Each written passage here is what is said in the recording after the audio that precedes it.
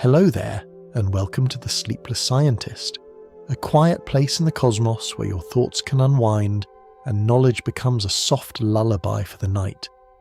Tonight's journey will take us into the gentle, hidden motion inside your own mind, the speed of thought. But before you settle in and get cozy, I'd love if you could take a moment to like this video and subscribe, only if you truly find these quiet explorations enjoyable. And when you're ready, leave a comment to let me know where in the world you're listening from and what time it is for you right now. It's always such a joy to see all the places we gather from, each in our own little slice of time. Now feel free to dim the lights, maybe turn on a fan for a soft background hum, and let's gently begin our journey into the quiet physics of your mind together. And if your thoughts begin to wander, that's perfectly fine. Let them drift. We'll still be here, softly unfolding the story. Time equals, quote, 3 seconds, quote / greater than. There is a simple question that has followed humanity for a very long time. A question that sounds almost too small to matter, and yet somehow opens into something vast and quiet. How fast is a thought? At first the answer might seem obvious. Thoughts feel instant. They appear suddenly without warning, like a light turning on in a dark room. One moment there is nothing, and the next an idea, a memory, a feeling has already arrived. It feels as though your mind moves faster than anything else you know, faster than your body, faster than sound, perhaps even, in some quiet, intuitive way, faster than the world itself. But if we slow down just a little and look more closely, something gentle begins to reveal itself. A thought is not a single thing travelling from one place to another. It is not like a particle flying through space or a beam of light crossing the night sky. Instead, a thought is more like a message, passed carefully from one tiny point to another across a vast and intricate landscape inside your brain. And each step in that journey, though incredibly fast, takes time.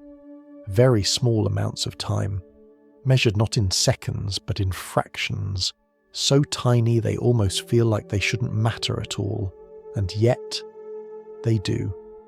Imagine, for a moment, that deep inside your mind there are billions of tiny pathways, not rigid wires but living threads, soft, responsive, quietly glowing.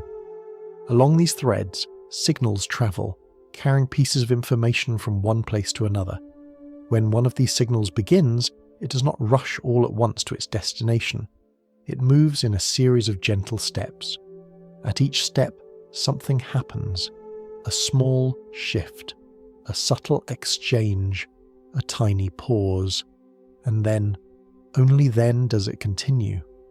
If we could watch this process unfold in slow motion, it might look less like a flash of lightning and more like ripples spreading across a calm lake at night.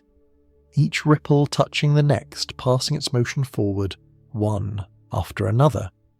This is the true nature of what we call the speed of thought. Not a single burst of motion, but a layered rhythm of movement. In some parts of your nervous system, these signals travel along long, smooth pathways at remarkable speeds, sometimes reaching around 100 meters in a single second, a distance longer than a football field, covered in less time than it takes to blink. And yet, even here, the signal is not continuous. It is regenerated step by step, like a whisper being passed from one person to another in a long, quiet line. And between each of these steps, there is a pause, so small that you never notice it, so brief that it feels like it isn't there at all. But it is. And when you begin to gather all of these tiny pauses together, across thousands, even millions of steps, something remarkable appears. The thought that felt instant is actually built from countless moments of waiting. Not waiting in the sense of delay or inefficiency, but waiting in the sense of timing, of precision, of quiet coordination. Your mind does not rush blindly forward. It moves with rhythm. This is one of the most gentle truths of the brain. That speed, in the way we often imagine it, is not the goal. Instead, what matters is harmony. Each signal must arrive at just the right moment, not too early, not too late. Like musicians in a vast orchestra, each playing their part in perfect time, even though no single player can hear the entire symphony. And so, what you experience as a single, seamless thought is actually a delicate composition of many smaller events, all unfolding together in quiet synchrony. There is something deeply comforting about this, because it means that your mind is not a frantic machine racing endlessly forward. It is a living system, one that breathes, pauses, adjusts and flows, even when your thoughts feel fast, even when they seem overwhelming or crowded. Beneath it all, there is structure, there is timing, there's a kind of hidden calm. And as we continue this journey, we will begin to slow things down even further. We will follow one of these signals as it begins, watch it move, and gently arrive at the tiny gap where it must pause before continuing, a place where electricity becomes something softer, a place where the speed of thought reveals its quiet secret. But for now, you can simply rest with this idea, that inside your mind, even in its busiest moments, nothing truly moves in a rush. Everything unfolds, one small, patient step at a time, and perhaps, as you notice that, your own thoughts might begin to slow just a little, becoming less like a storm and more like a steady, glowing river, moving softly through the night. If you linger for just a moment in that quiet image of a thought, moving not as a single flash, but as a gentle sequence of steps, you may begin to sense where our journey is leading next, because somewhere within that flowing river of activity there is always a beginning, a first spark, a place where nothing has happened yet. And then very softly something begins. Deep within your brain, each thought starts inside a single cell, a neuron. Not as cold or mechanical as it might sound, but more like a living thread, sensitive, responsive, and quietly waiting. For most of its time, this cell rests in a delicate balance. The inside and the outside are not quite the same. There is a gentle difference, like the faint tension between two sides of a stretched fabric. And then something changes. Perhaps a signal arrives from another cell. Perhaps a memory is triggered. Perhaps a sensation, so small you're not even aware of it, reaches this point, and slowly, almost imperceptibly at first, the balance begins to shift. Tiny charged particles, too small to see, too quiet to hear, begin to move. You might imagine them as grains of light, drifting across a boundary. Among them are particles like sodium, which carry a small electrical charge. When the moment is right, pathways open, and these particles begin to flow inward, not all at once, not chaotically, but in a controlled, gentle surge. As more of these particles enter, the state of the cell changes. The quiet tension builds. The difference between inside and outside grows smaller, and then suddenly it flips. Like a switch turning on, this is the moment a signal is born. Scientists sometimes describe this as an all-or-nothing event, but rather than thinking of it as something abrupt or harsh, you can imagine it as a threshold, a point where enough small changes have gathered, and the system naturally shifts into a new state, a soft tipping point. Once this happens, a wave begins to travel along the length of the neuron. It does not rush in a continuous stream. Instead, it moves as a repeating pattern, each small section of the neuron waking up, changing, and then gently returning to rest as the wave passes, on, if you could see it, It might look like a line of tiny lights turning on one after another, stretching into the distance, or like a ripple moving across a long, narrow surface, each point rising and falling in turn. This wave travels quickly. In some of the fastest pathways of your body, it can move at a speed of around 100 meters in a single second, a distance longer than a football field, covered in less time than it takes to notice. And yet, even here, the motion is not truly continuous. At every point along the path, the signal must be recreated. Each segment of the neuron briefly opens, allows those tiny charge particles to flow, and then resets itself, ready for the next signal that may come later.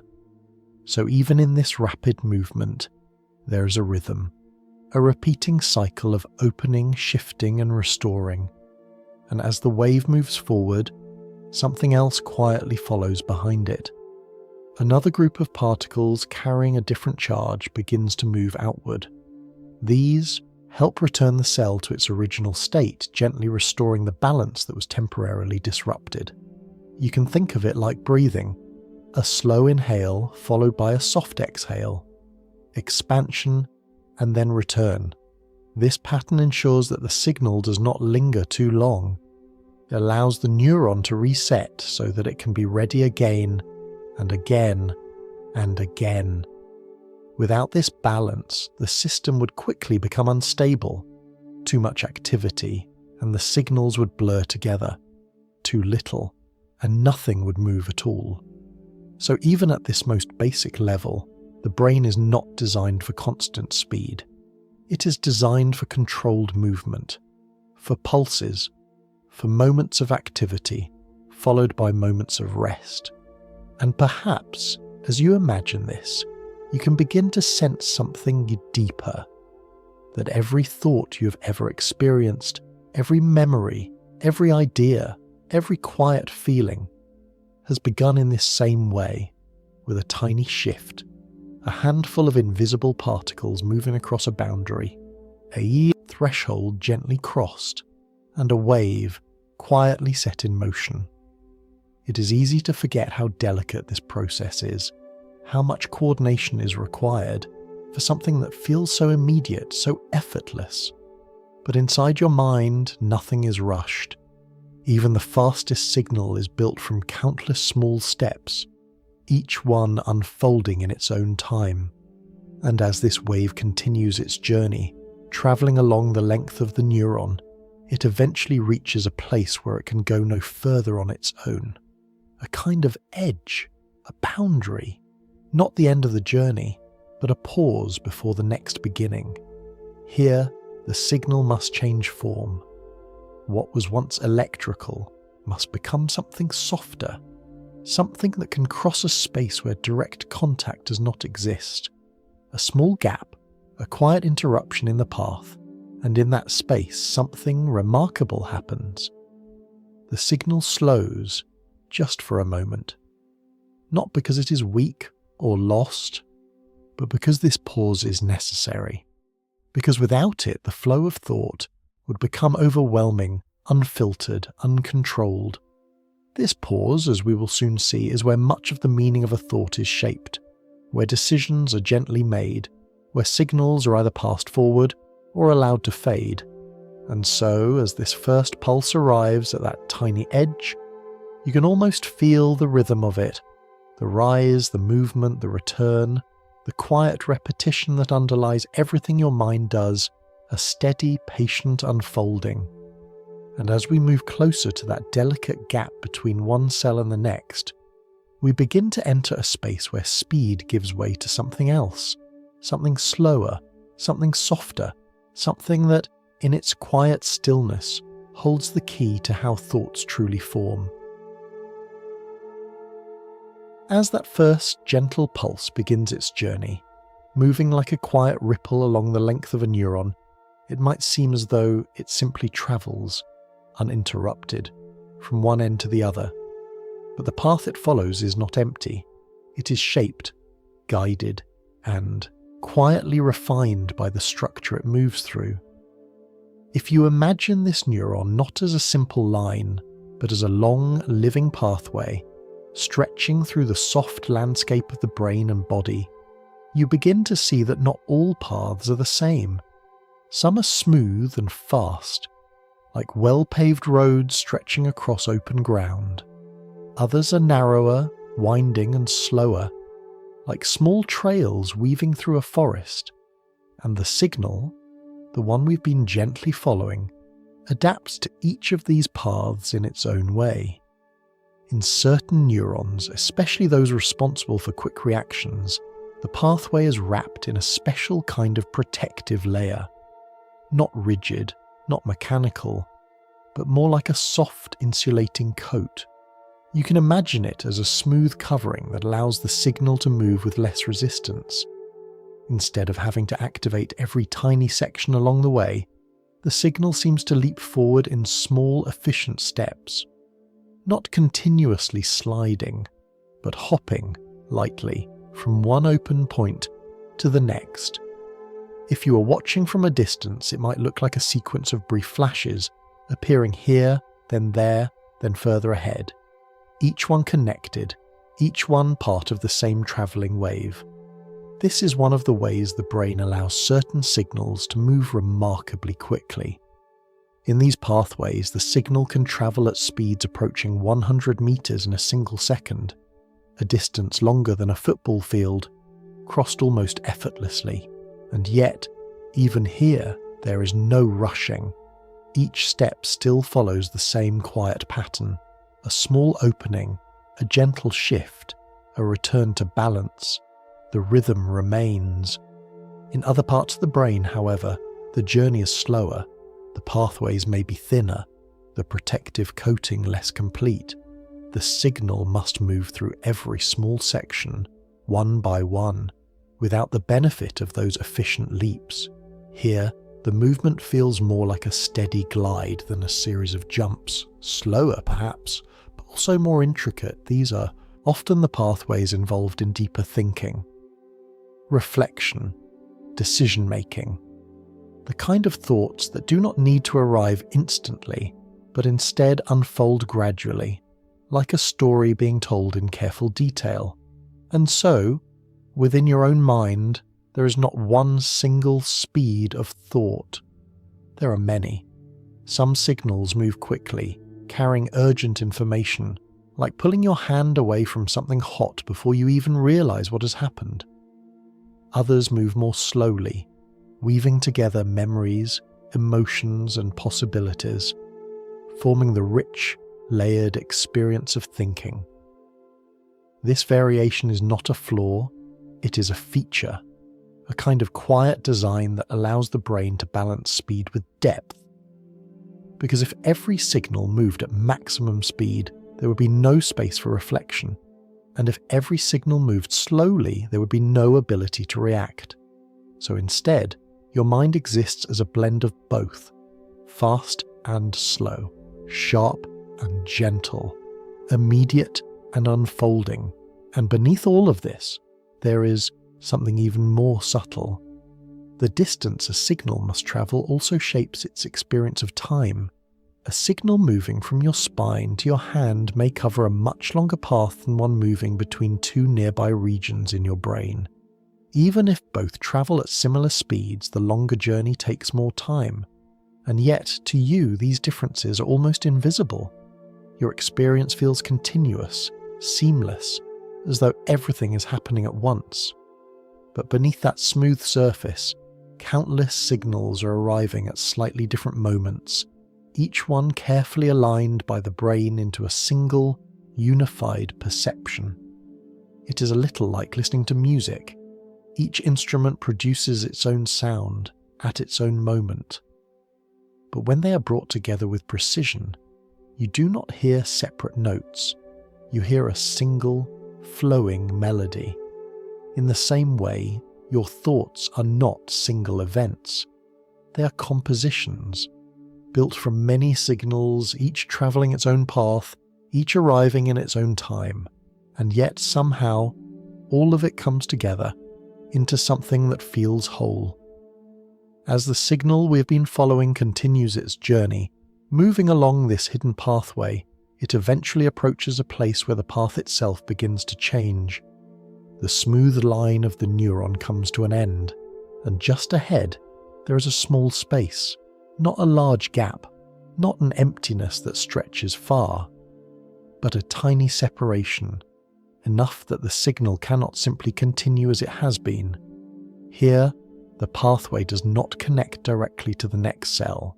There is a pause, a moment where the signal must transform, where what has been electrical, structured, rhythmic, contained, must become something more fluid, more adaptable, something that can cross a space without direct contact. And so, as the signal reaches this point, it does not push forward immediately. It slows, just slightly, enough to change, enough to prepare for the next step in its journey.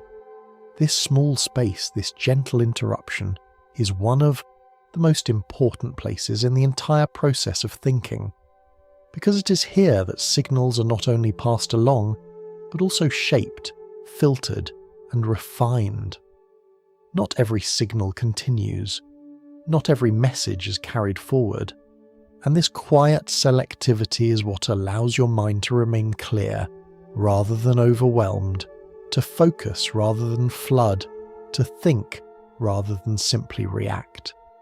So as we arrive at this delicate edge, where one pathway ends and another begins, you can begin to sense that the speed of thought is not just about movement. It is about transitions, about the moments where motion pauses and meaning is gently formed. And in that pause, something new is about to unfold, something softer than electricity, something that drifts rather than travels, something that will carry the signal across the smallest of spaces and quietly continue the story of a thought. As the signal reaches the end of its quiet journey along the neuron, it arrives at a place that feels almost like a pause in the landscape, not a dramatic stop, not an abrupt ending, but a small, gentle space where the path no longer continues in the same way. If you imagine the neuron as a long, flowing road, this is where the road simply ends, and just beyond it, separated by a distance so small it's almost impossible to imagine, another road begins. Between them lies a gap, a tiny separation, often no wider than a few millionths of a millimeter, and yet, despite its size, this space changes everything. Because here, the signal cannot simply continue as before. It cannot leap across, it cannot stretch itself forward. Instead, it must transform. What has been moving as a quiet electrical wave, structured, rhythmic, and contained, must now become something softer, something that can drift across this space without direct contact. And so, as the signal arrives, something remarkable begins to unfold. At the very tip of the neuron, small packets are waiting. You can imagine them as tiny bubbles, each one filled with chemical messengers, substances carefully prepared to carry information across this delicate gap. These bubbles remain still until the signal reaches them, and when it does, another subtle shift takes place. A different kind of particle, calcium, enters the scene. Not rushing, not overwhelming, but acting as a quiet trigger. Its presence signals that the moment has arrived. In response, the tiny bubbles move toward the edge of the neuron and gently release their contents into the space between the two cells. What was once a contained signal becomes a cloud of drifting messengers. They do not travel in a straight line. They do not move with force. Instead, they spread softly like a faint mist, moving from an area where they are more concentrated to an area where they are less so. It is a slow, natural process, a gentle diffusion, and as these messengers cross the gap, they begin to encounter the surface of the next neuron. There, waiting quietly, are receptors, small structures shaped in such a way that only certain messengers can connect with them. When the right messenger meets the right receptor, something changes again.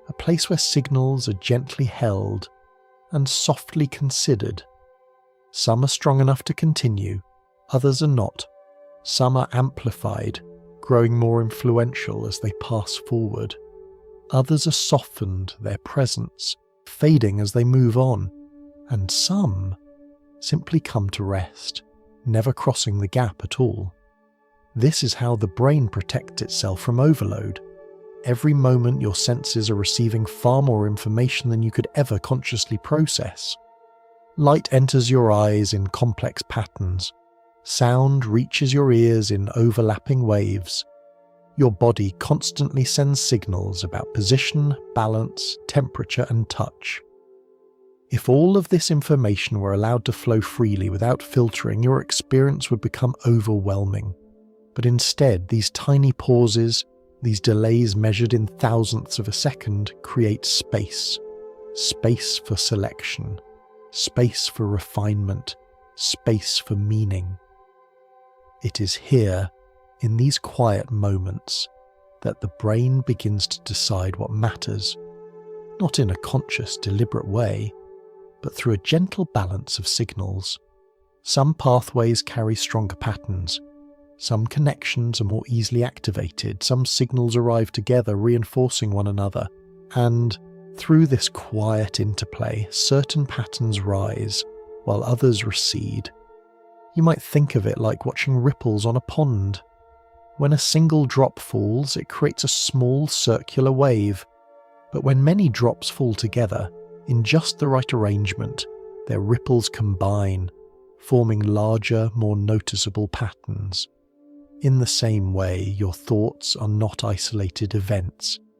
They are the result of many signals interacting, overlapping, and shaping one another within these tiny windows of time.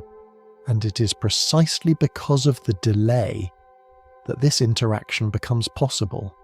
Without it, signals would pass too quickly to combine, too quickly to influence one another, too quickly to form anything more than noise. So the delay, rather than slowing the mind down in a negative way, actually allows it to become more coherent, more structured, more meaningful. There is also something else, more subtle, happening within these pauses, kind of gentle cooling. When signals move rapidly through the brain, they carry energy. And without mechanisms to regulate that flow, the system could become unstable.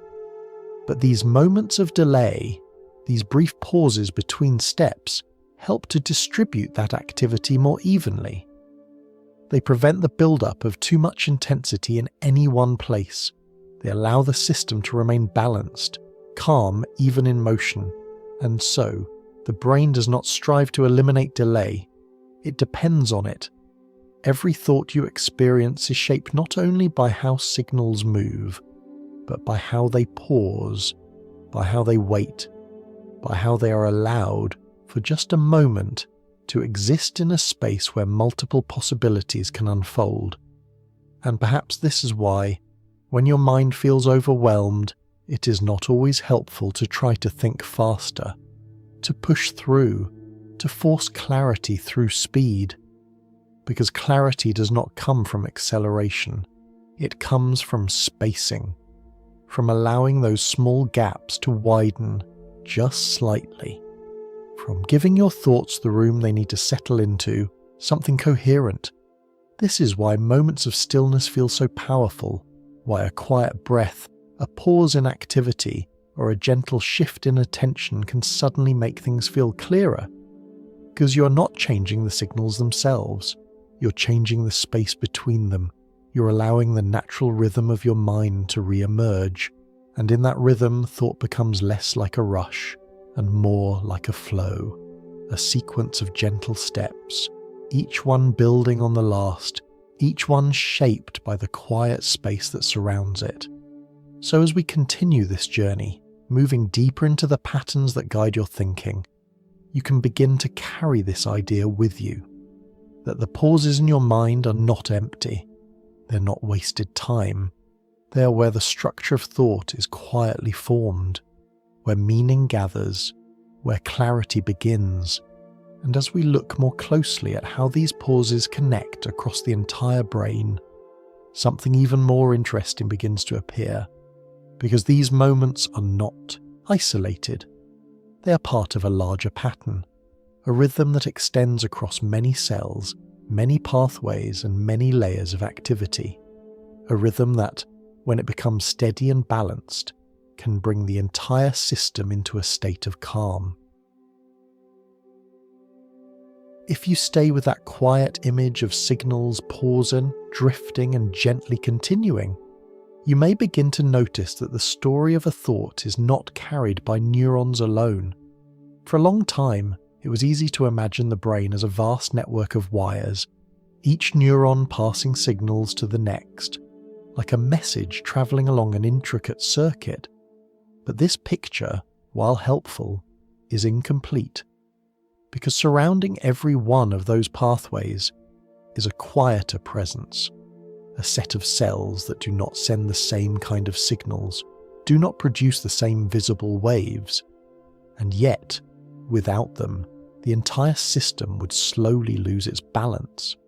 You might imagine them not as performers in the orchestra, but as the ones who tune the instruments, adjust the acoustics, and ensure that every note can be heard clearly. These are often called supporting cells, or glial cells.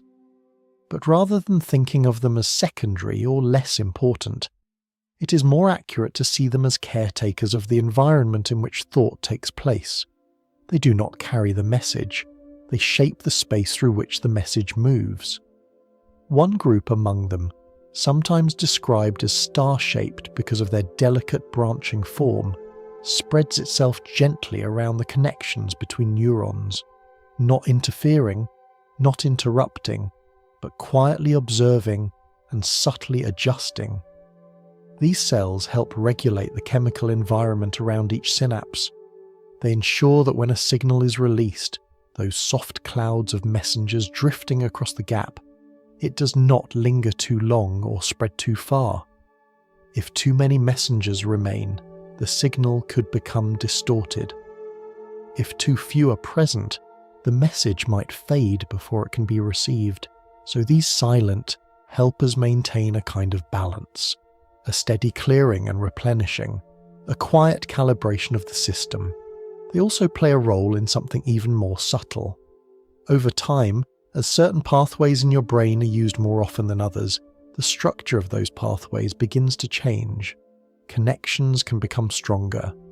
Signals can travel more smoothly, and the supporting cells are deeply involved in this process. They help shape the physical pathways themselves, influencing how easily signals can move from one place to another. You might think of it like a path through a field. When it is rarely used, it remains rough and uneven. But as more and more footsteps pass over it, the ground becomes smoother, clearer, easier to follow. The supporting cells help guide this process, gently reinforcing the paths that are used most often. In doing so, they contribute to what we might call the ease of thought. The more a certain pattern is repeated, the more naturally it flows, the less resistance it encounters, the more quietly efficient it becomes. And yet, this process is not rigid. It is not fixed once and for all. These pathways remain adaptable. They can change, soften, and even fade over time. And again, these quiet caretakers play a role in maintaining that flexibility, allowing the brain to remain responsive, to adjust, to learn. There is also something else they influence, something that connects directly to the idea we've been exploring: the speed of thought. Although these cells do not carry signals themselves, they affect how quickly those signals can move.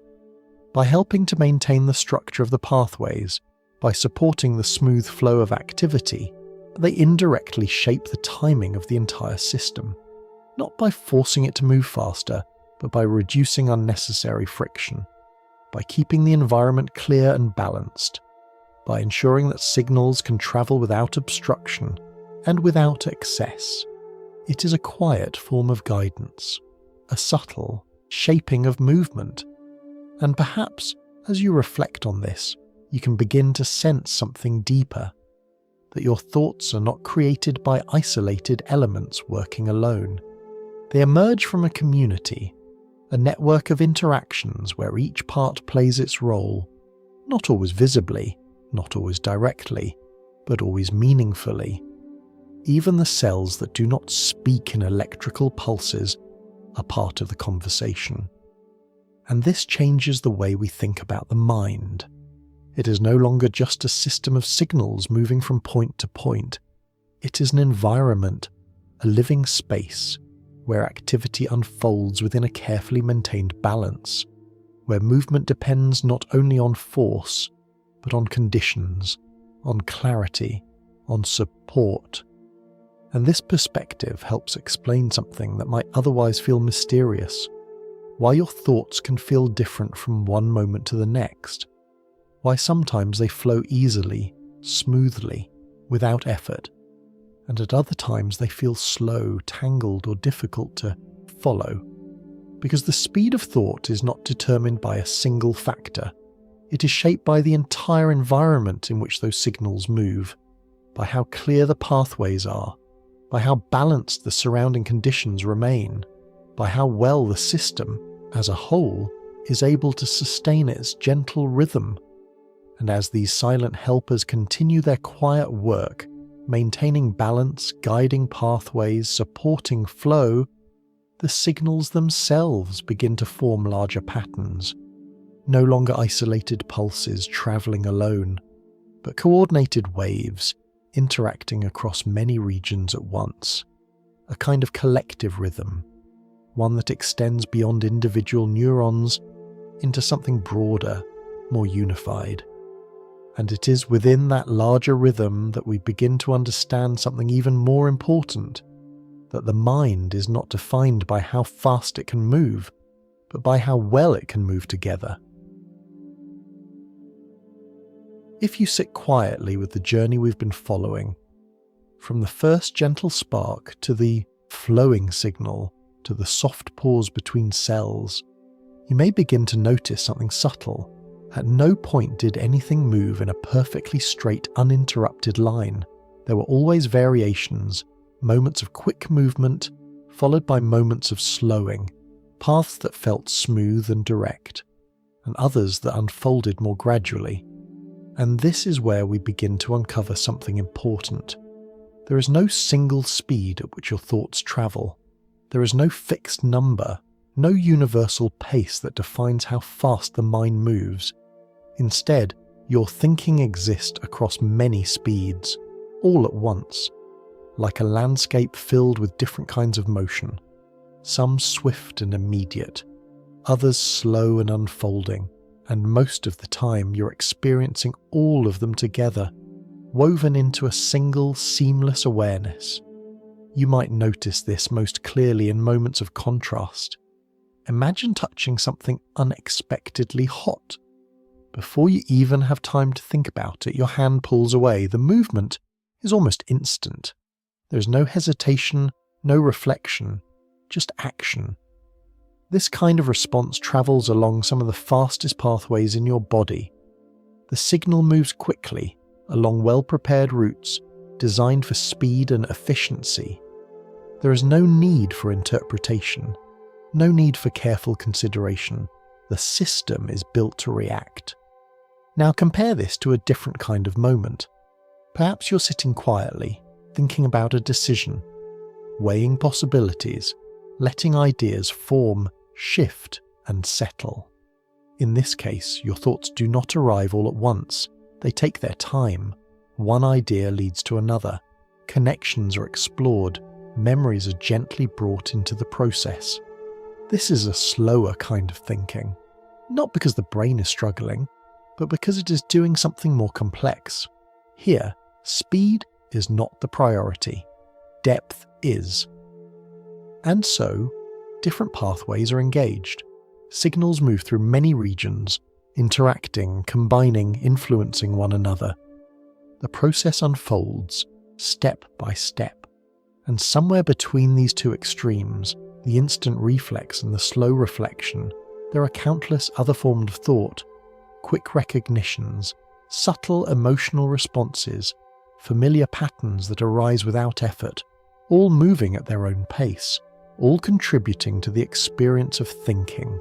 This is what we mean when we say that the mind has many speeds, not separate systems, but overlapping layers, each one operating according to its purpose, each one shaped by the structure of the pathways it uses and the distance it must travel, because distance matters too. A signal moving across a short connection in your brain may complete its journey very quickly. But another signal, travelling from your brain down through your body and back again, must cover a much longer path. Even if both move with similar efficiency, the longer journey takes more time. And yet, in your experience, these differences are almost invisible. Your mind gathers these signals, arriving at slightly different moments, and gently aligns them into a single, coherent perception. It smooths over the gaps, it blends the timing, so that what you experience is not a collection of separate signals, but a unified flow. It's a little like watching a group of dancers moving together. Each dancer follows their own steps, their own timing, their own path across the stage. But from a distance, you do not see the individual movements.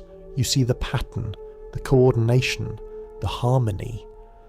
In the same way, your thoughts are not single events. They are patterns formed by many signals moving at different speeds, yet arriving in a way that feels seamless.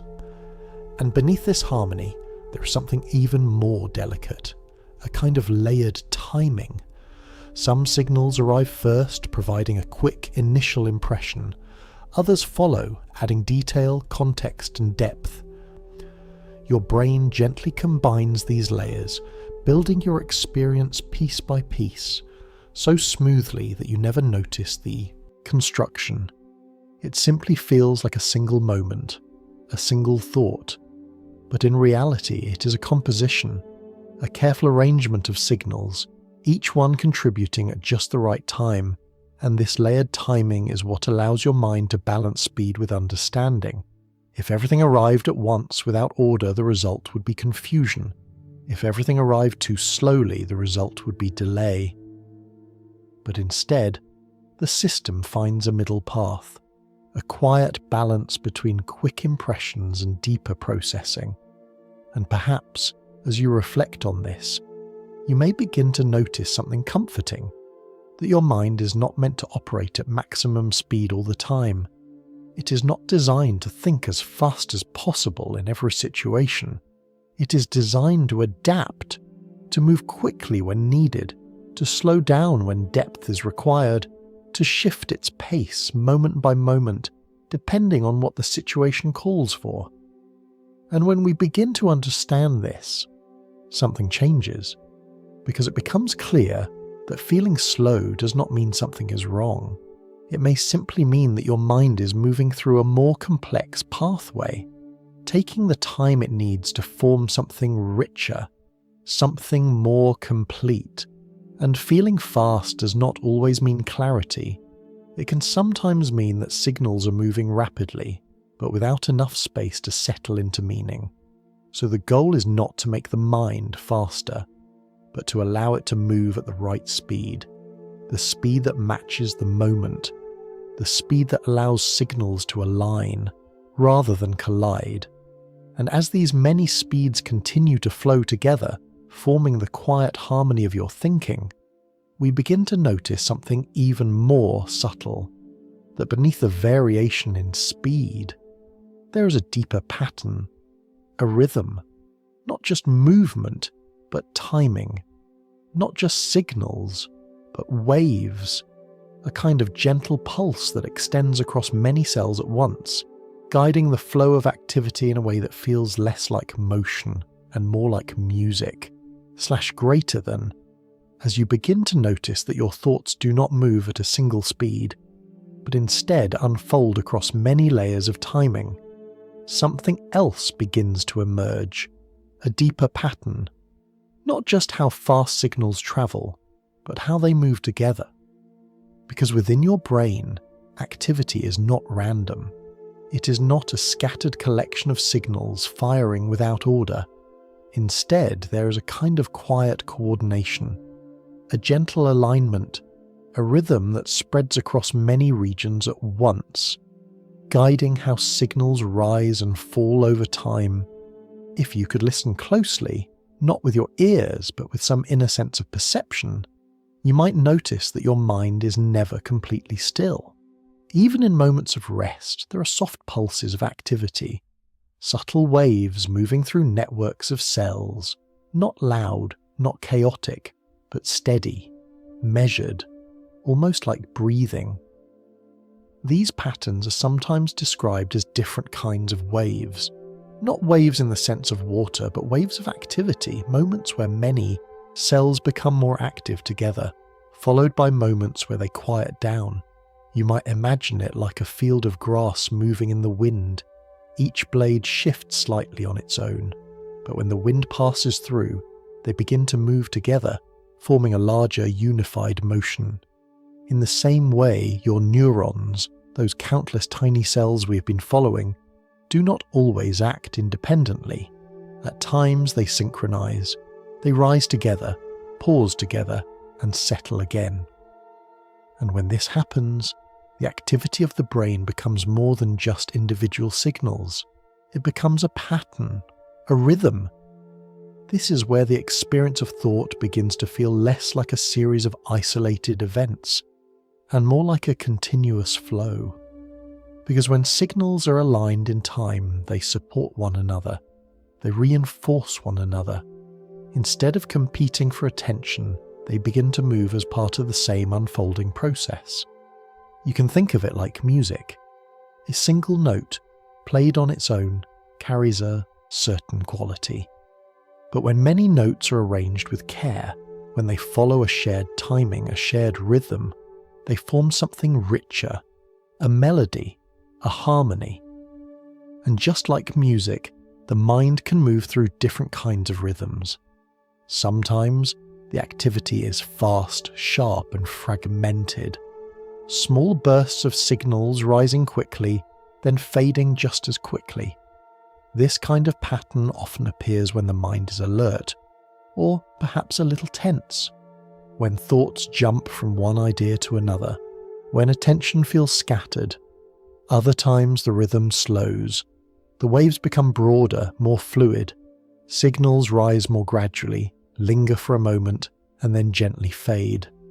This is the kind of pattern often associated with calm focus, with steady attention, with the feeling that thoughts are flowing rather than racing. And then, in even quieter states, the rhythm slows further, the waves deepen, the activity becomes more spacious, less crowded, more continuous. This is where the mind begins to feel restful, where thoughts are no longer pushing forward, but simply appearing and dissolving one after another without urgency. And what is remarkable is that these different rhythms are not separate systems. They're all part of the same brain, the same network, shifting moment by moment depending on what is needed. So the question is not only how fast your thoughts are moving, but how they are arranged, how they are timed. Because a mind that is moving quickly, but without rhythm, can feel overwhelming, chaotic, difficult to follow. While a mind that moves with rhythm, even if it is processing a great deal of information, can feel smooth, clear, almost effortless. This is why certain activities feel calming, even when they involve thinking. Reading slowly, listening to music, watching waves roll in along the shore. These experiences do not stop your thoughts. They gently guide them into a steadier pattern. They bring your internal rhythm into alignment with something simple and predictable, and in doing so, they reduce the sense of fragmentation. They allow signals in the brain to synchronize more easily, to move together rather than apart. And when this synchronization begins to take hold, something subtle shifts. The mind becomes less like a crowded room of voices speaking at once, and more like a quiet conversation, or even a single continuous line of thought.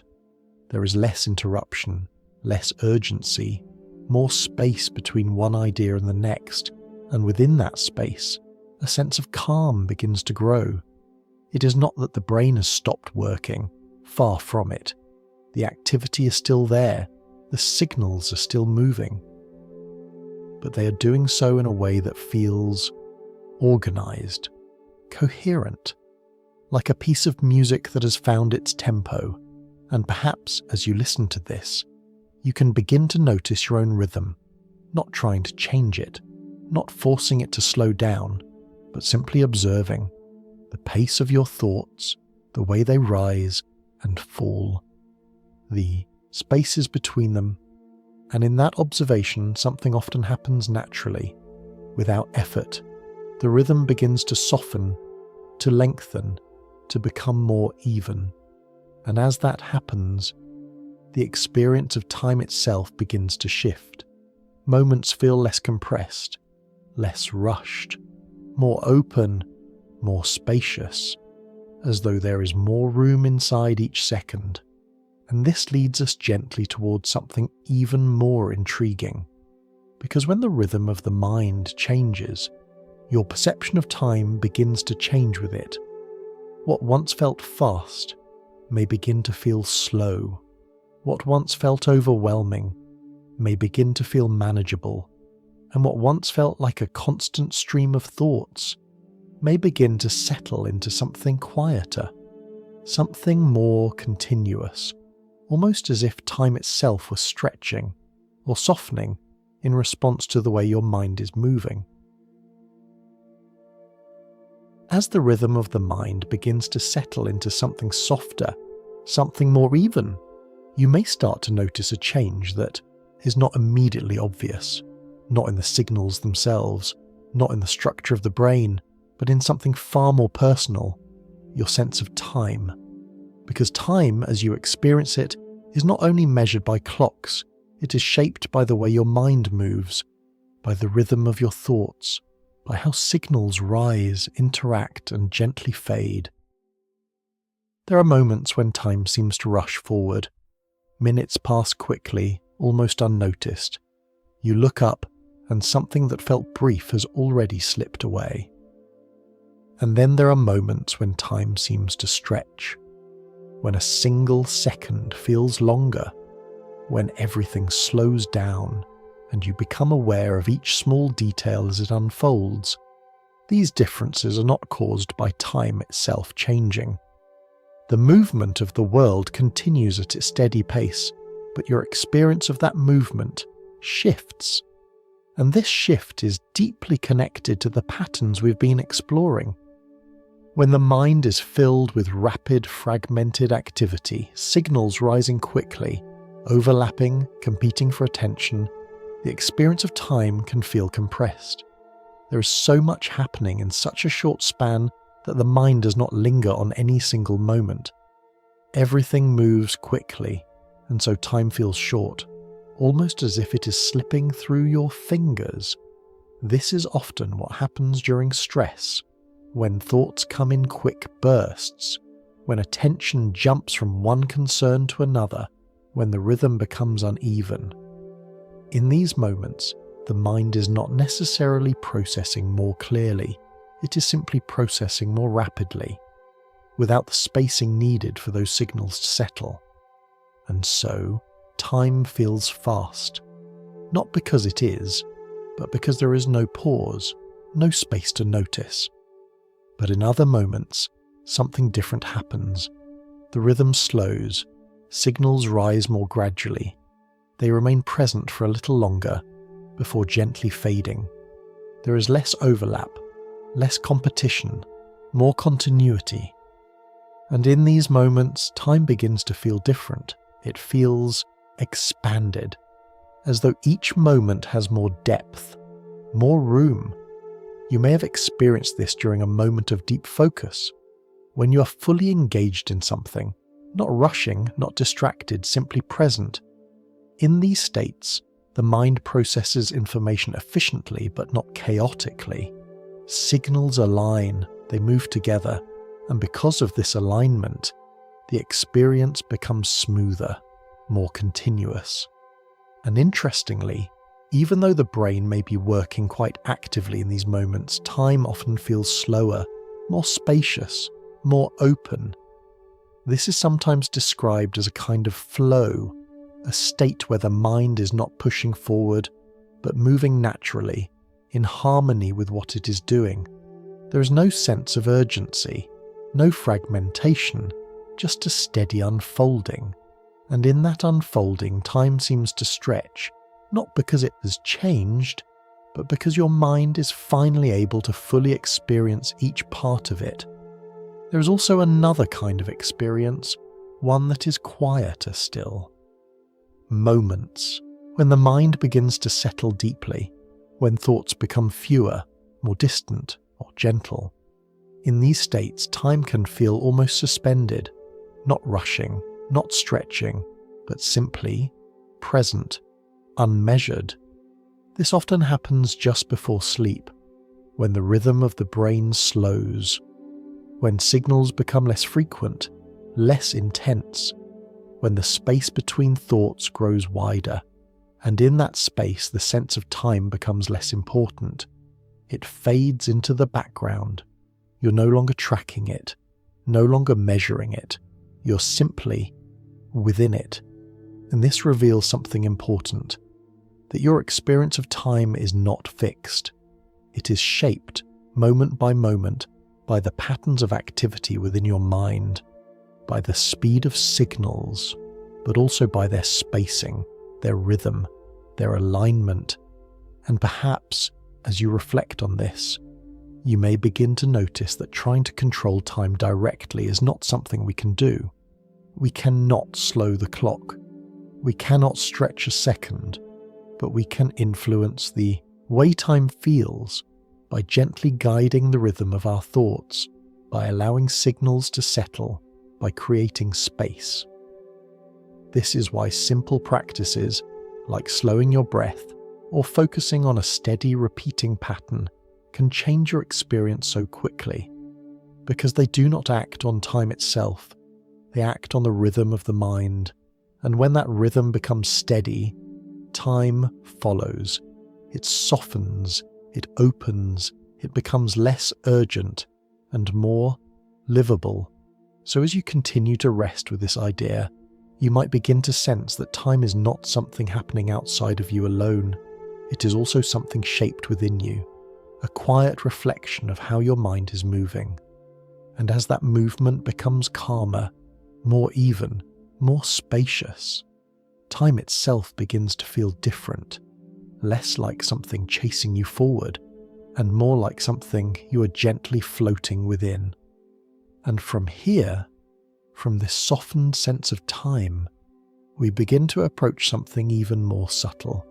Because if your experience of the present moment depends on how signals move and arrive, then what you call now may not be quite what it seems, not in a dramatic way, not in a way that disrupts your sense of reality, but in a quiet, almost unnoticeable way that reveals just how carefully your mind constructs the world you experience. As your sense of time softens, and each moment begins to feel a little more spacious, it becomes possible to notice something even quieter, something that has been there all along, a small delay, so small that it never announces itself, so consistent that it feels invisible, and yet it is woven into every experience you have, every sight, every sound, every thought. Because nothing you experience arrives in your awareness at the exact moment it happens. There is always a brief journey. A signal must travel from where something occurs to where it can be processed, and finally to where it becomes part of your conscious experience. And this journey, though incredibly fast, takes time. Imagine for a moment that you're looking at something simple, a soft light in a quiet room. The light reaches your eyes almost instantly, moving at a speed so great that, for everyday purposes, it feels immediate. But once it arrives, the process is only just beginning. Cells in your eyes respond to the light, converting it into signals. those signals begin to travel along pathways toward your brain. They move, step by step, along the same kinds of living threads we explored earlier.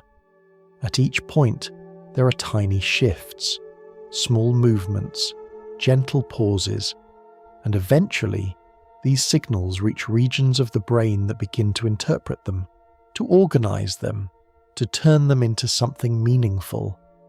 But even then, the experience is not yet complete, because what you perceive as seeing is not just the arrival of a signal. It is the result of many signals being combined, aligned, and assembled into a coherent picture.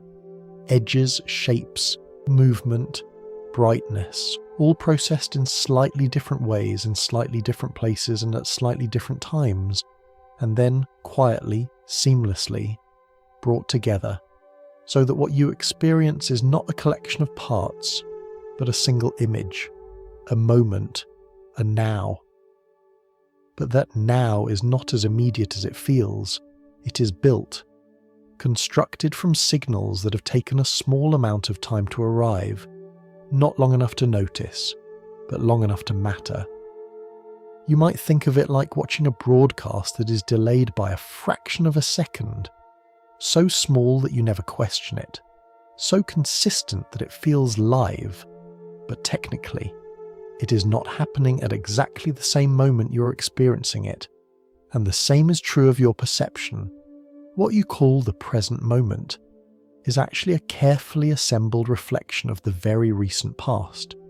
Not seconds ago, not even a full moment ago, but a tiny slice of time that has already passed by the time it becomes part of your awareness. And yet, your brain does something remarkable. It smooths over this delay. It aligns signals that arrive at slightly different times. It adjusts for the differences so that everything feels synchronized, so that sight, sound, and sensation all appear to occur together, even though they have traveled along different paths at different speeds. This process is so seamless that you never experience the delay directly. You do not feel the time it takes for light to be processed. You do not notice the signals moving through your brain. You simply experience the result, a continuous, flowing moment.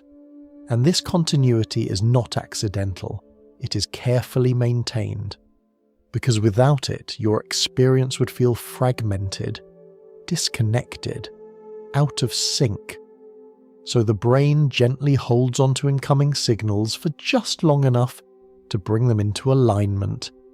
It creates a small window of integration, a brief gathering of information before presenting it as a unified experience, and within that window, the present moment is formed, not as a direct reflection of reality, but as a stable, coherent version of it. And perhaps, as you consider this, there is something surprisingly comforting about it, that your experience is not raw, immediate, and overwhelming, but filtered, smoothed, carefully arranged, that the world you perceive is not a chaotic stream of signals, but a quiet composition, built with precision, presented with care, and all of this happens without effort, without your awareness, without interruption, so that you can move through your experience with a sense of continuity, a sense of presence, even though, beneath it all, there's always a small delay, a gentle space between what happens and what is felt. And this space is not something to be corrected. It is something that makes perception possible, because it allows the brain to organize, interpret, and refine the signals it receives, to turn complexity into clarity, to transform motion into meaning. So as you sit with this idea, you may begin to sense that the present moment is not a single point in time. It is a small window, a softly held slice of experience, gathered from signals that have just arrived. And as we move further into this quiet exploration, we begin to see that this delay is not limited to sight alone.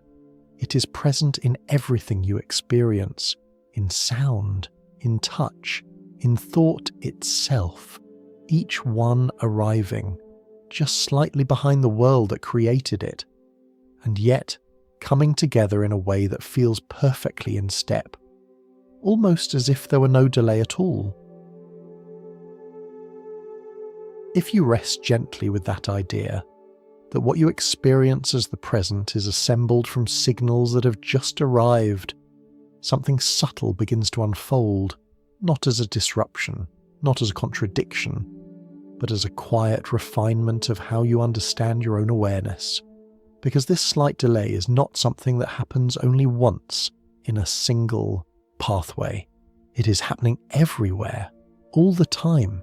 Every sensation that reaches you, every sound, every touch, every shift in light must travel its own path. And each of these paths is slightly different. A sound begins as a vibration in the air. It reaches your ears, where tiny structures respond, converting that motion into signals. Those signals then travel inward, moving along pathways toward the brain. A touch begins on the surface of your skin, a small pressure, a change in temperature, a gentle movement, and from there, signals begin their own journey, travelling upward through the body step by step. Sight, sound, touch. Each one follows its own route. Each one takes its own time. Some signals arrive more quickly, others take slightly longer. The differences are small, measured in tiny fractions of a second, but they are real, and yet you do not experience them as separate. You do not hear a sound before you see its source. You do not feel a touch long after it has happened. Instead, everything appears to occur together, as though the world is perfectly synchronized. This is because your brain does something remarkable. It does not simply receive signals as they arrive. It gently gathers them, holds them for just a moment, and then aligns them, so that what you experience is not the raw arrival of information, but a carefully coordinated version of it. You might imagine it like a conductor guiding an orchestra. Each instrument produces its sound at slightly different moments, but the conductor ensures that they come together in harmony, not by forcing them to be identical, but by shaping their timing.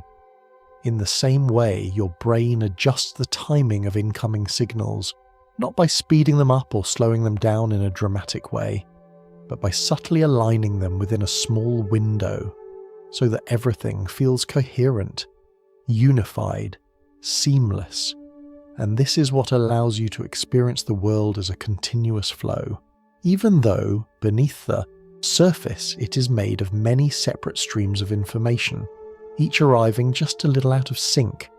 And there is something else happening here, something even more intricate, because the brain is not only aligning signals from the present, it is also drawing on the past. As new information arrives, it is compared with patterns that already exist, memories, expectations, familiar shapes and sounds. These help the brain interpret what it is receiving more quickly, more efficiently. So what you experience is not only built from incoming signals, it is also shaped by what your brain already knows. And this blending happens so smoothly that it feels effortless, instant. You see something and immediately recognize it. You hear a voice and instantly know who it belongs to. But in reality, this recognition is the result of many processes working together. Signals arriving, patterns being matched, meaning being constructed, all within a small window of time just behind the moment you call now. And this is why your experience feels continuous, because the brain is not simply reacting to each new signal, it is constantly integrating, blending what has just arrived with what has already been understood, and presenting it as a single, flowing experience. It is like watching a film. Each frame is a still image, but when they are shown in sequence at just the right pace, they create the illusion of motion. You do not see the individual frames, you see the story. And in the same way, your awareness is not a single, unbroken stream. It is built from countless moments, each one carefully connected to the next, so that what you experience is not a series of separate events, but a continuous present. And perhaps, as you reflect on this, there is something quietly reassuring about it, that your mind is not struggling to keep up with the world. It is gently shaping your experience of it, smoothing over the differences, bringing things into alignment, creating a sense of stability. Even though beneath it all, everything is arriving in its own time, this also helps explain why certain moments can feel different, why in times of stress or distraction, the world can seem fragmented, out of sync. Because when the brain is overwhelmed, its ability to align signals can become less precise. The rhythm becomes uneven, the flow becomes disrupted, and the sense of continuity begins to weaken. But when the mind is calm, when the rhythm is steady, this alignment becomes smoother, more effortless, and the experience of the present becomes clearer, more stable, more complete. So as you sit with this idea, you may begin to sense that you are always living just slightly behind the immediate unfolding of the world, not in a way that separates you from it, but in a way that allows you to experience it fully, to receive it, organize it, and gently become aware of it. And this slight delay, this quiet space between what happens and what is felt, is not something to be corrected. It is something that makes experience possible. It is what allows the world to feel continuous, rather than scattered, meaningful, rather than overwhelming. And as we continue to explore this gentle construction of reality, we begin to see that everything you experience is not simply received, it is interpreted, shaped, and quietly built, from signals that are always arriving, just a moment before you become aware of them.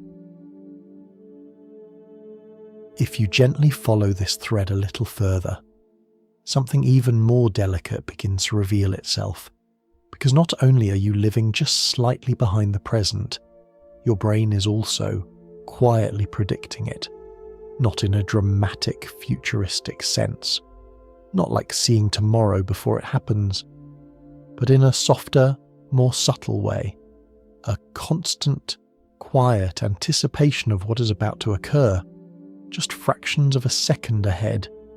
Imagine for a moment reaching out to pick up a cup of tea before your fingers even touch the surface, before the warmth reaches your skin.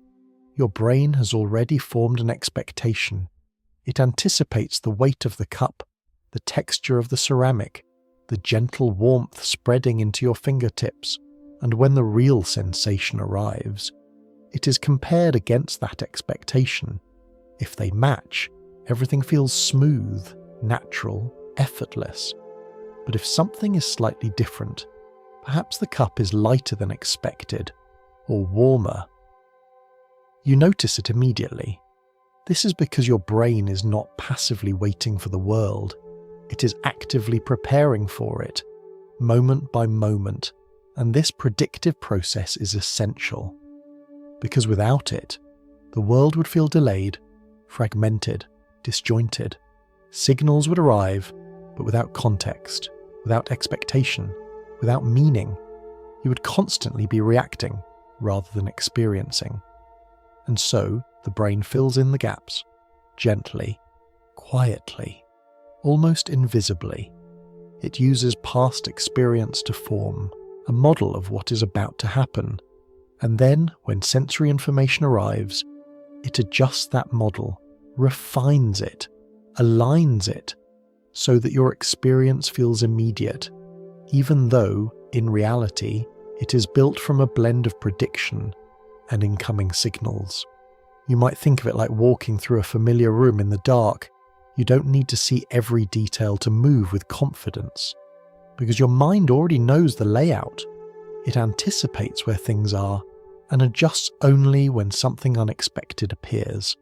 In the same way, your perception of the present is guided by expectation, shaped by memory, stabilized by prediction, and this process happens incredibly quickly, within tiny fractions of a second, so quickly that it feels like a single moment, a seamless now. But beneath that seamless surface, there is a quiet conversation between what the brain expects and what the world delivers. And sometimes that conversation becomes visible. You may have experienced moments when your expectations didn't quite match reality, a step that feels slightly off, a sound that arrives just before you locate its source, a familiar face that takes a second longer to recognize.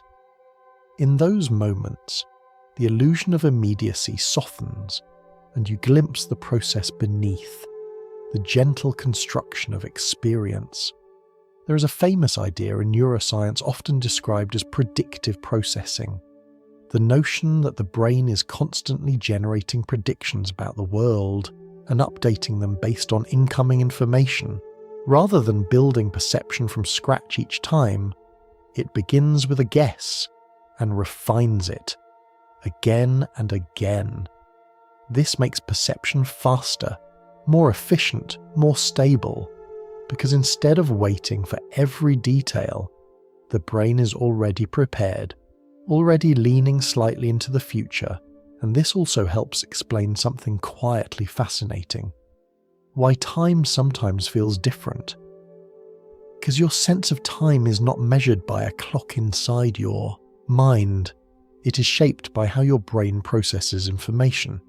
When things are predictable, familiar, time can seem to pass more quickly, because the brain does less work to interpret what is happening.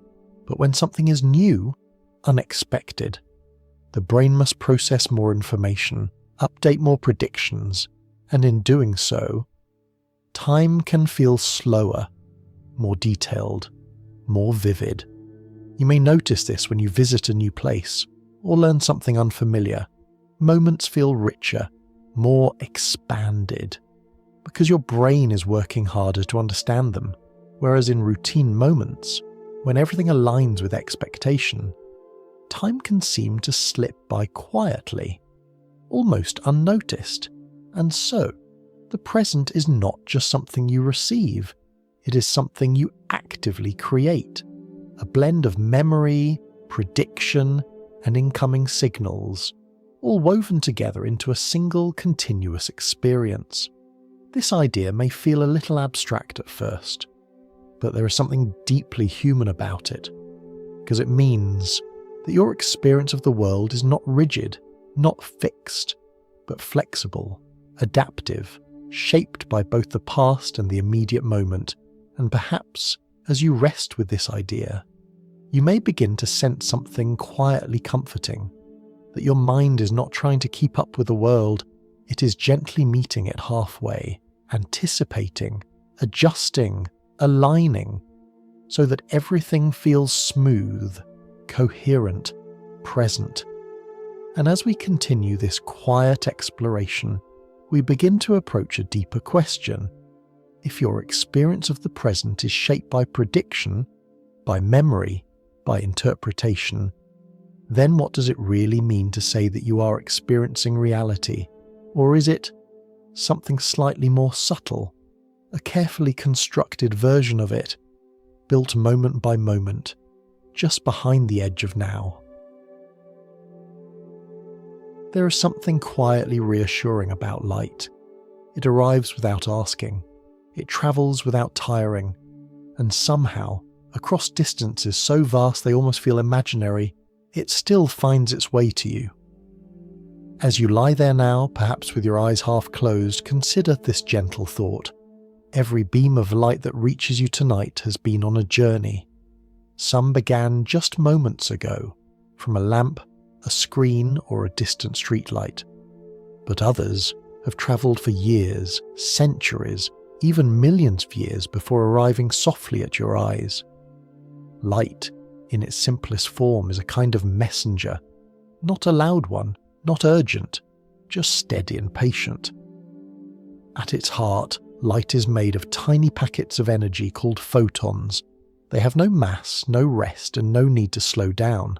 They move at a constant speed, the fastest speed we know in the universe, about 300,000 kilometers per second. But instead of focusing on the number, imagine this. If you could move as fast as light, you could circle the Earth more than 7 times in a single second. And yet, even at that speed, the universe is so vast that light still takes time to travel between places. When you look at the moon, you're seeing it as it was about 1 second ago. When you look at the sun, you're seeing light that left its surface around 8 minutes ago. And when you look at distant stars, you're looking into the past. Some of the stars in the night sky are so far away that their light has been travelling for hundreds or even thousands of years before reaching you. In a very real sense, the sky is not a picture of what is happening now, but a quiet archive of what has already been. Light carries history with it. It brings stories, and it tells them without words. Now, how does light actually travel? You might imagine it moving like a tiny particle, darting through space. And in some ways, that's true. But light is also a wave, a ripple in something deeper. In fact, light is a ripple in the electromagnetic field, a kind of invisible fabric that fills all of space. When something emits light, like a star or a glowing filament, it sends out these ripples spreading outward in all directions, like waves on a calm lake, except there is no lake, just space, just stillness, just motion. And unlike sound, which needs air or water to move, light doesn't need anything at all. It can travel through the emptiness of space without losing its way.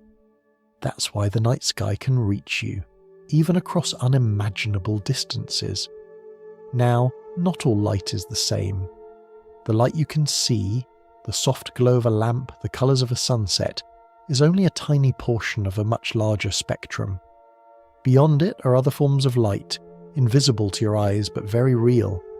There are radio waves carrying signals across continents, infrared light, which you feel as warmth, ultraviolet light, which can gently tan or burn your skin, X-rays, which pass through your body to reveal what lies beneath, and gamma rays, powerful and energetic, born in some of the most extreme events in the universe. All of these are forms of light, different in wavelength, different in energy, but all part of the same quiet family. Now, as light travels across the universe, something subtle happens. The universe itself is expanding, not like an explosion, but more like a gentle stretching of space. And as space stretches, the light travelling through it stretches too. This is called redshift. Light that begins as higher energy, shorter wavelength, gradually becomes longer and softer as it travels through expanding space. It shifts toward the red end of the spectrum. You can think of it like a note played on a violin, slowly lowering in pitch as it drifts away into the distance. Astronomers use this stretching of light as a kind of cosmic ruler. By measuring how much the light has shifted, they can estimate how far it has travelled and how long ago it was emitted. So when we observe distant galaxies, we're not just seeing them far away in space, we're seeing them far away in time. Light becomes a bridge between now and then, and sometimes that bridge stretches so far that it carries us back to the earliest moments of the universe itself. There is a faint glow that fills all of space, barely detectable but everywhere at once. It is called the cosmic microwave background. It is the afterglow of the early universe, light released when the cosmos first became transparent, about 380,000 years after the beginning. This light has been travelling ever since, for billions of years, quietly cooling, stretching, softening. And even now it still surrounds you, passing through your room, through your body, unnoticed but ever present. It is the oldest light you can ever encounter, a whisper from the beginning. Now there's something else about light that feels almost poetic. No matter how far it travels, no matter how long its journey, it never experiences time.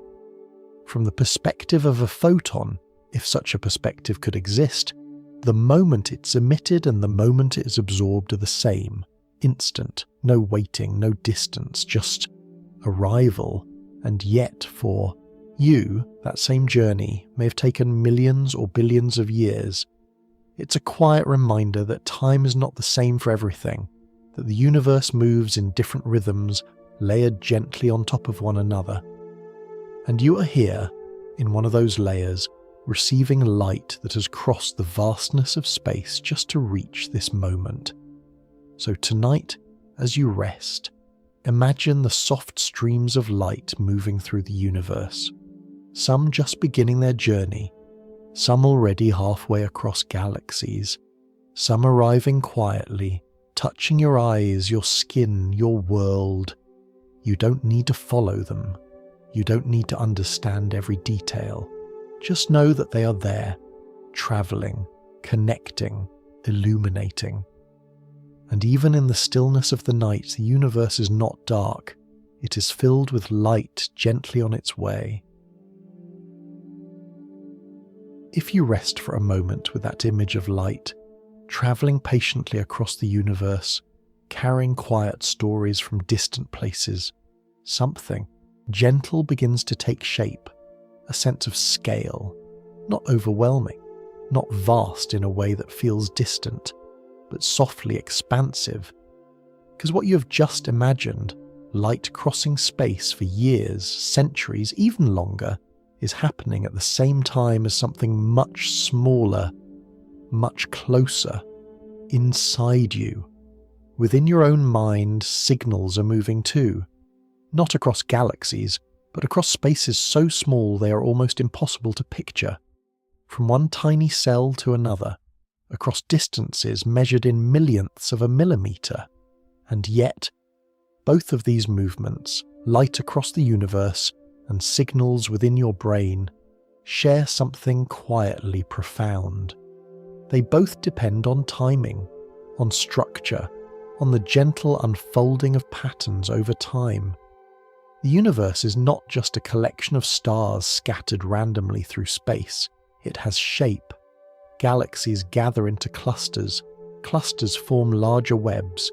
Filaments stretch across vast distances, connecting regions of matter like delicate threads. And within those threads, there is motion, not rushed, not chaotic, but gradual, structured, almost patient. And in your brain, something similar happens. Neurons connect in networks. Signals travel along pathways. Patterns form, dissolve, and reform again.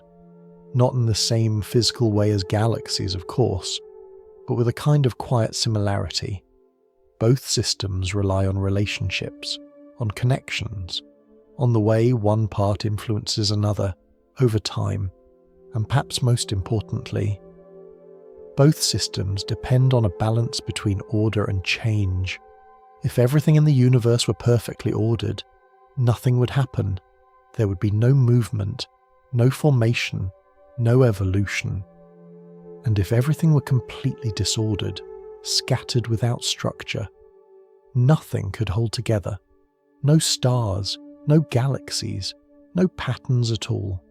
So instead, the universe exists in a gentle balance, a tendency for things to spread out, to soften, to become less structured over time.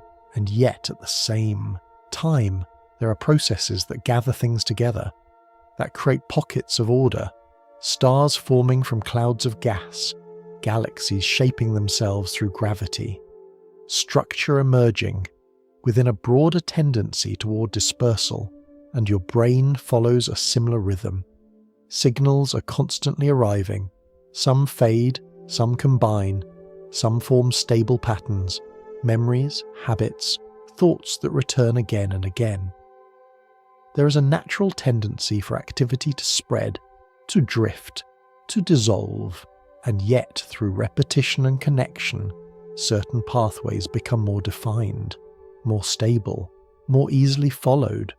So both the universe and your mind are not static. They're always changing, always balancing between structure and softness, between pattern and possibility. There is something quietly beautiful about this, that the same gentle principles, movement, connection, balance, can appear at such different scales, from the vast web of galaxies to the delicate networks inside your mind. And yet, for all their similarities, there is also a profound difference. The universe moves slowly, very slowly. Stars form over millions of years. Galaxies evolve over billions. Even light, moving at its incredible speed, takes vast stretches of time to cross the distances between them. But your thoughts, they move in moments, in fractions of a second, in patterns that rise and fall before you even notice them. And because of this, your experience of time feels fast, urgent, sometimes even overwhelming. Thoughts appear quickly, one after another, layered, overlapping, and it can feel as though everything is happening all at once. But when you place that experience next to the scale of the universe, something begins to shift. The urgency softens, not because your thoughts are unimportant, but because they exist within a much larger rhythm. A rhythm that is not rushing, not pressing forward, but unfolding gently over vast stretches of time. And in that contrast, there is a kind of quiet relief, a reminder that not everything needs to happen immediately, that not every thought needs to be resolved right now, that some things can take time and still find their place. You might imagine it like standing at the edge of the ocean at night, waves moving in, one after another, each one arriving then fading back, the surface constantly changing, but the ocean itself, steady, enduring, unhurried. Your thoughts can feel like those waves, rising quickly, shifting, overlapping, but beneath them, there is something deeper, a slower rhythm, a quieter presence. And when you begin to sense that deeper rhythm, something changes. The surface no longer feels overwhelming, because you are no longer trying to follow every wave. You're simply aware of the motion, allowing it, letting it come and go. And as that happens, the pace of your thoughts begins to soften, not forced, not controlled, just gently influenced by the space you're giving them, because attention itself has a kind of effect. When you step back, even slightly, the system begins to settle. The patterns become less dense, more spacious, more open, and this is where the connection between the mind and the cosmos becomes more than just an idea. It becomes a feeling, a quiet recognition that the speed of your thoughts is not the only rhythm available to you.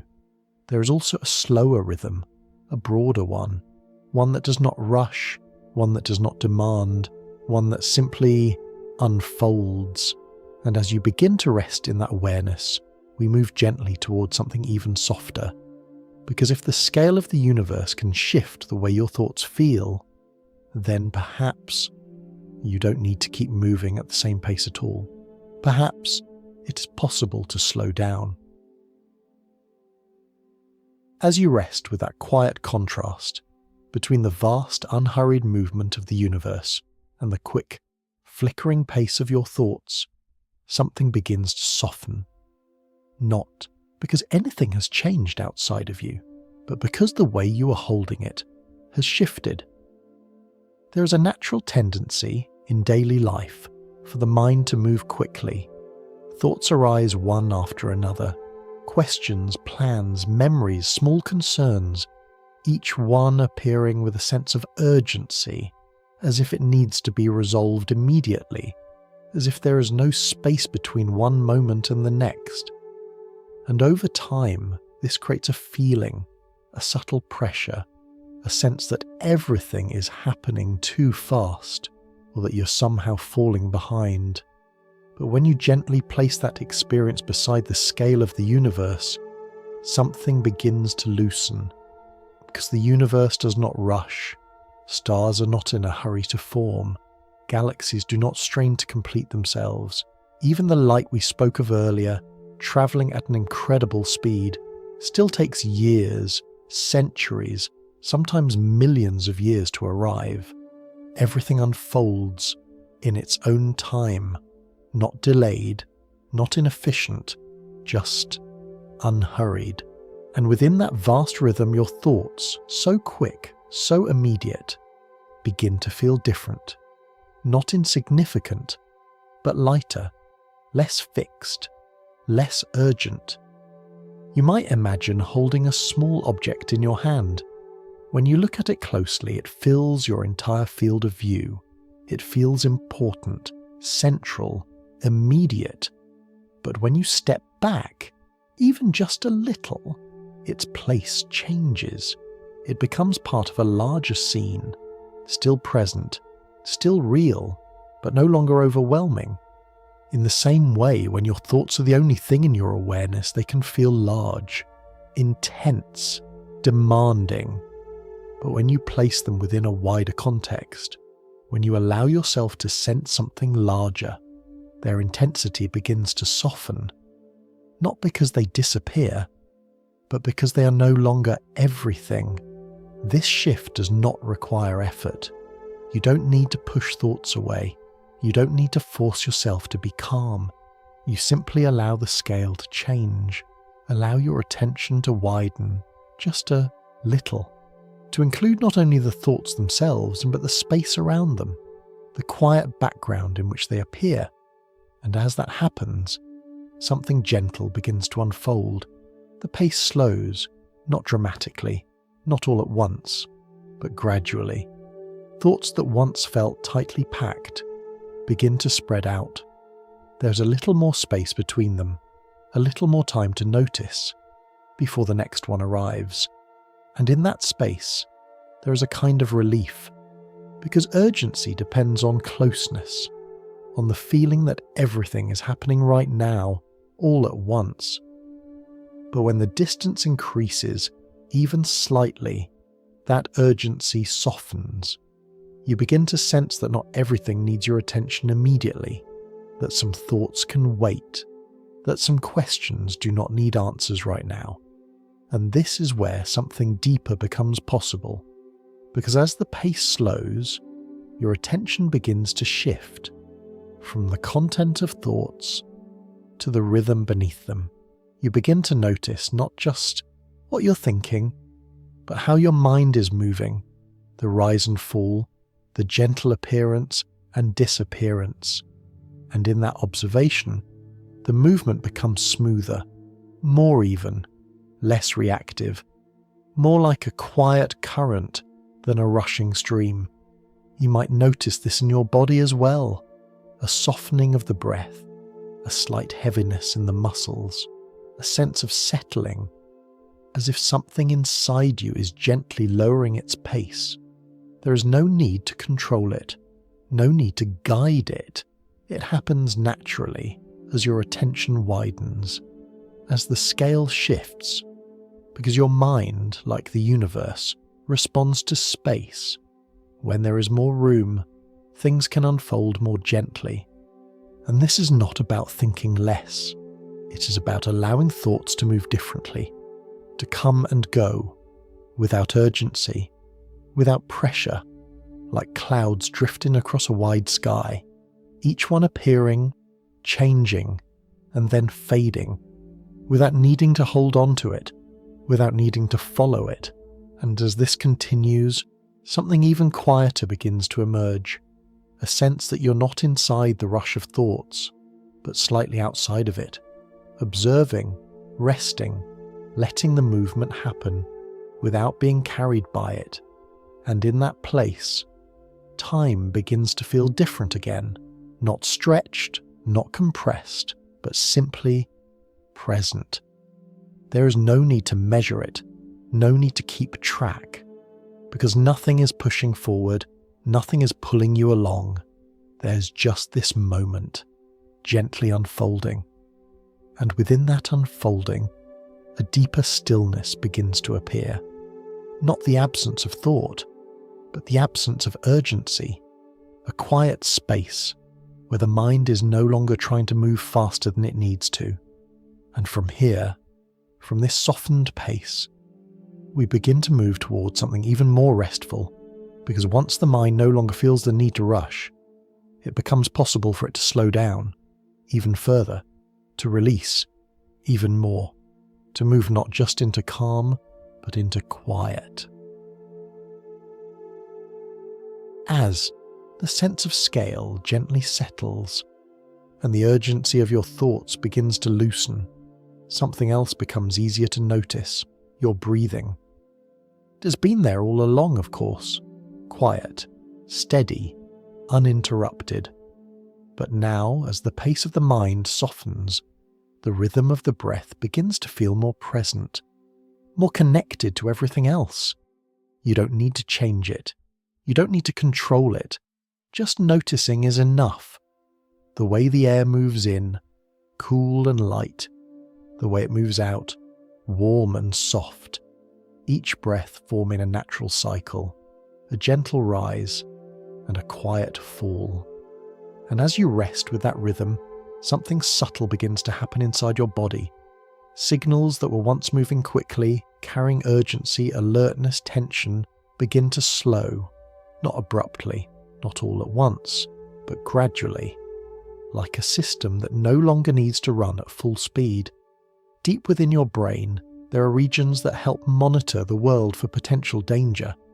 They scan for sudden changes, unexpected sounds, unfamiliar patterns. They are not trying to cause stress, they are simply doing their job, keeping you aware, responsive, prepared. But when the environment is calm, when there is no immediate need for rapid response, these systems begin to quiet down, not shutting off completely, just softening, reducing their level of activity, and as they do, the signals they send become less frequent, less intense. The constant background hum of alertness begins to fade. In its place, a different rhythm begins to emerge, one that is slower, more even, more sustainable. This shift is closely connected to your breath, because breathing is not just a physical process, it is also a signal, a kind of message that moves between the body and the brain. When your breath is fast and shallow, it can reinforce a sense of urgency, but when it becomes slower, deeper, more regular, it sends a different message, that things are safe, that there is time, that there is no need to rush, and the brain listens, quietly adjusting its activity in response. This is not something you have to force. It happens naturally, as the rhythm of your breath becomes more steady, and as that happens, the density of your thoughts begins to change. Instead of many thoughts appearing at once, overlapping, competing, they begin to space out. There's a little more room between them, a little more silence, and within that silence, something interesting begins to appear. Not a new thought, not a new idea, but a kind of quiet awareness, a sense of being present, without needing to engage. You might notice that your body feels slightly heavier, not uncomfortable, just more settled, as if it is gently sinking into the surface beneath you. Your muscles, no longer holding tension, begin to release. Your shoulders soften, your jaw relaxes, even the small muscles around your eyes begin to rest. And as the body settles, the brain follows, because the two are not separate, they are constantly influencing one another. When the body relaxes, the brain receives that signal, and it responds by lowering its own activity, slowing its internal pace. This is not about turning the mind off, it is about allowing it to move more slowly, more gently, like a river that has widened, flowing more smoothly, with less resistance. Thoughts may still appear, that's perfectly natural, but they no longer feel as sharp, as urgent. They rise, linger for a moment, and then drift away, without needing to be followed, without needing to be resolved. And this is where the transition begins, from active thinking to something quieter, from doing to simply being. You don't need to guide it. You don't need to manage it. The system is already adjusting, already finding its way toward a slower rhythm, toward a state that is more restful, more restorative. And as this continues, you may begin to notice that the boundaries between thoughts become less defined. They no longer arrive as clear, structured ideas. They become softer, more fluid, sometimes more like impressions than complete thoughts. And the spaces between them grow wider, more open, more still. It is within these spaces that rest begins to deepen. Not because you're trying to sleep, but because the conditions for rest are naturally forming. The signals have slowed, the patterns have softened. The system no longer needs to maintain a high level of activity, and so it begins to settle, gently, gradually, without effort. And as you remain here, noticing the breath, the weight of your body, the quiet spacing of your thoughts, you're already moving into a different state, one where the speed of thought is no longer the focus, one where movement gives way to stillness, where rhythm becomes slower, deeper, more continuous, and from here we begin to enter the quiet processes that take place when the mind is no longer actively engaged, processes that unfold naturally in the background as the brain shifts into rest. As your breath settles into its gentle rhythm and the spaces between your thoughts grow wider, something begins to shift more deeply. Not something you need to guide, not something you need to notice directly, but something that has always been waiting, just beneath the surface of awareness.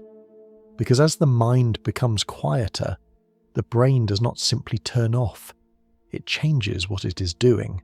It moves from outward activity to inward care, from responding to restoring. You might imagine it like a quiet house at night. During the day there is movement, activity, voices, decisions being made. But at night, when everything grows still, a different kind of work begins.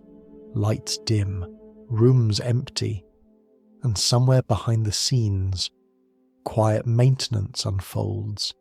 In your brain, something similar begins to happen. As your thoughts slow, the patterns of activity shift. They become broader, slower, more rhythmic, not sharp bursts, but long, gentle waves. You don't need to think of this in technical terms. Just imagine a calm ocean at night. Large, slow-moving swells rising and falling with steady consistency. This is the kind of pattern the brain begins to move toward, and within this slower rhythm, a quiet process begins, one that has been active every night of your life, whether you noticed it or not. Throughout the day, your brain is constantly active, processing information, responding to the world, creating thoughts, memories, and impressions. And in doing so, it also produces byproducts, tiny remnants of activity, fragments that need to be cleared so the system can remain balanced. During waking hours, this clearing is limited. There is simply too much going on, too much activity. But as the brain shifts into these slower rhythms, something opens, a gentle flow begins. You might imagine it like a soft tide moving through a quiet landscape, washing through the spaces between cells, carrying away what is no longer needed, refreshing the environment, making space. This process is sometimes described as a kind of cleaning system in the brain, not in a mechanical sense, but as a natural movement of fluid, guided by the rhythms of rest. It does not rush, it does not force, it simply flows, slowly, steadily, throughout the night. And as it does, something else happens at the same time. Memories begin to settle, not all at once, not in a single place, but across many regions of the brain. Patterns are being gently reinforced. Connections that were active during the day are revisited. Some are strengthened, others are allowed to fade. You might think of it like organizing a quiet library. Books that were used often are placed within easy reach. Others are returned to the shelves, and some are quietly removed, no longer needed. This process allows the mind to retain what is important, while letting go of what is not. And it happens without effort, without attention, without any need for you to participate. At the same time, emotional experiences begin to soften. Events that may have felt intense during the day are revisited in a calmer state, not erased, not ignored, but gently integrated, so that by the time you wake, they feel different, less sharp, less immediate, more settled. This is one of the quiet gifts of sleep. It does not remove experience. It reshapes it, softens its edges, places it within a wider context. And all of this happens while the mind itself becomes less active, less focused on individual thoughts. The sense of self, the continuous stream of "I am thinking," begins to fade, not disappearing completely, just becoming quieter, less central. And as this happens, the boundaries between thoughts become less defined. They begin to blur, to drift into one another, sometimes forming soft, dreamlike impressions, sometimes dissolving into simple sensations, and eventually, even those begin to quiet. There's less to follow, less to hold on to, more space, more stillness, and within that stillness, the brain continues its quiet work, restoring, balancing, preparing. You do not need to be aware of it. You do not need to understand every part of it, just as you do not need to think about your breathing for it to continue. These processes unfold naturally, gently, in the background, and as they do, your body and mind move further into rest, deeper into a state where activity is no longer the focus, where nothing needs to be solved, nothing needs to be done, only allowed. And as this quiet work continues, something even softer begins to appear, a kind of stillness that is not empty, but full in a different way, a state where the movement of thought becomes so gentle that it no longer feels like movement at all. As the quiet work of the night continues, and the slow, steady rhythms of your mind deepen, something even more subtle begins to emerge, not a new process, not a new layer of activity, but a soft settling into stillness. You may have already noticed it, the way thoughts no longer arrive as clearly as before, the way they seem to dissolve before they can fully form, like shapes in mist, appearing for a moment and then fading. There is less structure now, less direction, less need to follow, and this is not a loss. It is a transition, because the mind is not designed to remain in constant motion. It is designed to rest, to return from time to time to a state where activity becomes minimal and rhythm becomes everything. In this state, the patterns of the brain continue, but they are slower now, broader, more even, not the quick layered signals of waking thought, but long, gentle waves, rising and falling in quiet repetition. You don't need to imagine them precisely, just feel the idea of it, a calm, steady motion, like breathing, but deeper, like the ocean, but quieter, and within this rhythm, something changes. The sense of thinking begins to fade, not because the brain has stopped, but because the activity is no longer forming distinct thoughts. There are no longer clear beginnings or endings, no defined ideas to hold on to, just a soft, continuous flow. And in that flow, the sense of you, as the one who is thinking, begins to soften as well, not disappearing, not lost, just becoming less central, less active, more like a quiet presence, resting in the background. You're no longer following thoughts, you're no longer shaping them, you're simply there. And even that sense of there begins to blur. Because in this state, boundaries are not as clear. The line between one moment and the next becomes less defined. Time no longer feels like a sequence of steps. It becomes something softer, more like a gentle field in which everything is simply resting. There is no need to measure it, no need to move through it, because nothing is asking you to go anywhere. This is what it means for the internal velocity of the mind to reach equilibrium. Not stopped, not frozen, but balanced. Where the movement is so gentle, so even, that it no longer feels like motion at all. And in that balance, there is a kind of quiet completeness. Nothing missing, nothing extra. Just a steady, peaceful presence. You may notice that even the sensation of your body has changed. It feels heavier, or perhaps lighter, less defined, more like part of the space around you than something separate. Your breathing continues, but you're no longer following it. It moves on its own, softly, naturally, effortlessly. And your thoughts, if they appear at all, are faint, distant, like echoes that no longer need to be heard. There is nothing to solve, nothing to hold on to, nothing to understand. Only this quiet moment, this gentle stillness. And as you rest here, there is no need to stay awake for it, no need to observe it fully, because this is the place where awareness itself begins to soften and give way to rest, where the mind, having followed its own rhythms, its own patterns, its own quiet journey, finally lets go. You don't need to guide it. You don't need to decide when it happens. It unfolds on its own. Like everything else we've explored tonight, from the movement of signals to the flow of light to the quiet work of sleep, all of it happening without effort, without control, just naturally.